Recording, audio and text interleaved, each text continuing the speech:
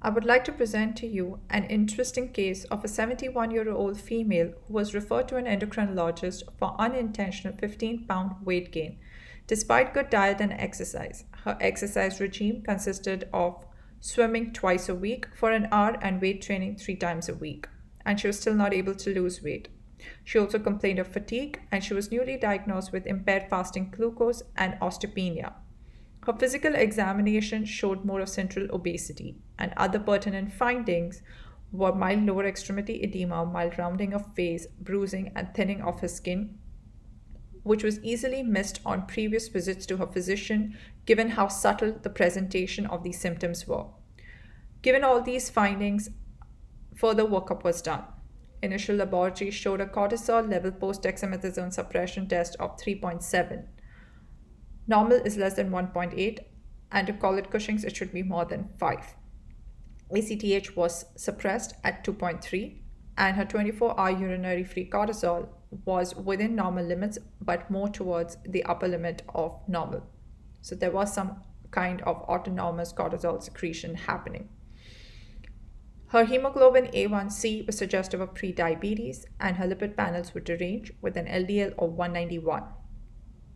So the thought process was that probably there's an adrenal adenoma that is causing the autonomous or cortisol secretion and would likely require surgery. So imaging was done. But to our very big surprise, when we got the MRI abdomen and pelvis, it showed normal appearing adrenals with no suggestion of adenoma. Hence, the working diagnosis was subclinical Cushing's from possible micronodular hyperplasia that was not seen on the scan. She wanted a second opinion, so she went to Mayo Clinic, and the scans and lab were repeated, and the findings noted were similar to what we got, and the diagnosis was confirmed. Now, since the scan was negative for adenoma, surgery was not an option, so a decision was taken to start her on methylprednisolone. After 3 months of treatment, she came for a follow-up, and she was noticed to have 10-pound weight loss and an improvement in her A1C from 5.8% to 5.3%, and her LDL went down from 191 to 69. So today I would like to take the opportunity to discuss about subclinical Cushing's, which is more common than classical Cushing's syndrome. It is an ill-defined endocrine disorder that is found in 15 to 20% of adrenal incidentaloma. The concept is based on ACTH-independent cortisol secretion by adrenal adenoma, but it is insufficient to produce Cushingoid signs or symptoms. As physicians, we see diabetes, hypertension on day-to-day practice.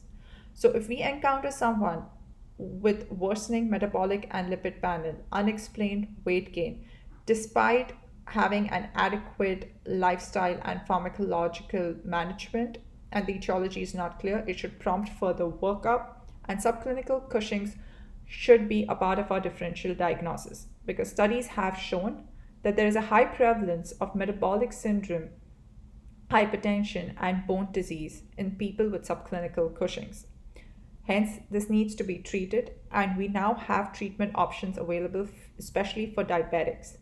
What I would like to highlight is that in our patient, there was no adenoma, so surgery was not an option, but treating her with methylprednisolone proved to be beneficial in reversing her symptoms and metabolic effects.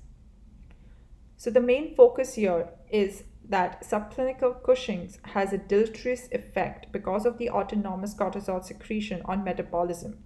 So it is very important for us as physicians to recognize subclinical Cushing's even in the absence of adrenal mass on imaging. I would like to conclude by saying that subclinical Cushing's is truly an underestimated diagnosis. Thank you.